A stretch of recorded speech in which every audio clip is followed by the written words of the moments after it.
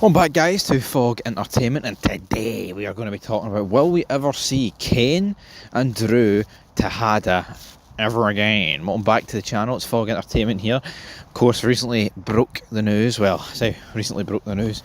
We talked about the news, alright, because Juan Gianni Polo, the guy that plays Braden, revealed on his Instagram that the big man, right, that him, Tyreek and Diana were all making the crossover to Powerbook 4 Force.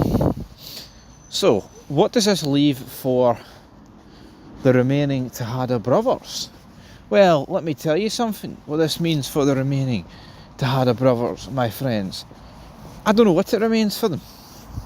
Because when you actually look at it, and you break it down, it's like Tommy calling for backup. It seems more like a man's thing, you know. Your best. I don't need your best. Well, actually, I think in this case Tommy might need your best. I mean, I don't think the rest of these guys are cutting it.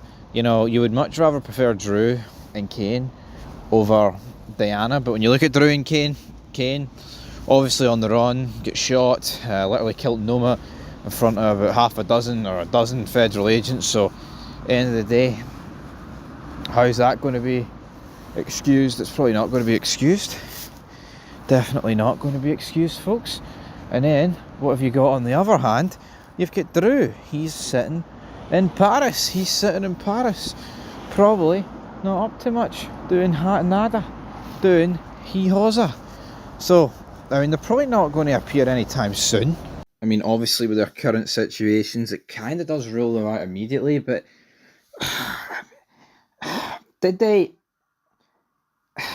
claim not to have known, right, in Powerbook 4 that they didn't know it was the ending. But the more you look at it, right, I think the season's just it is a bit of a clusterfuck. There is no two ways about it. So the beef that I've got with it is that did they... I mean, it looked like filming wrapped up in 2023. It only came out earlier this year that it would be the final season. So what actually happened? You know what I mean? Like, what actually happened there? Was it made up on the fly that Drew and Kane were going to go the way that they did? With Kane on the run and Drew going to Paris to become, you know, to learn about art? Because I feel like if they knew this was getting wrapped up, but then the way it ended anyway was definitive. But with Powerbook 2, it only felt really definitive in the last episode.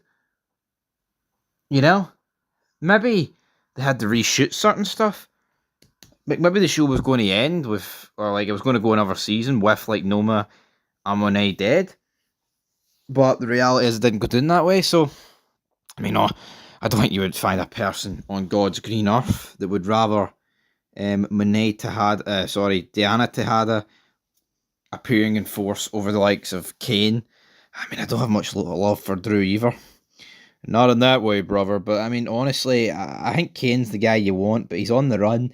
But here, we've seen previously in Force that you can be on the run and nobody really bothers you all that much. So, yeah, Tommy, all these warrants out for his arrest, and he just rides into Chicago, and no one cares. Chicago, Illinois. No one gives a monkeys. No one cares in Chicago is apparently anyone. Right, that's where we're going to leave it.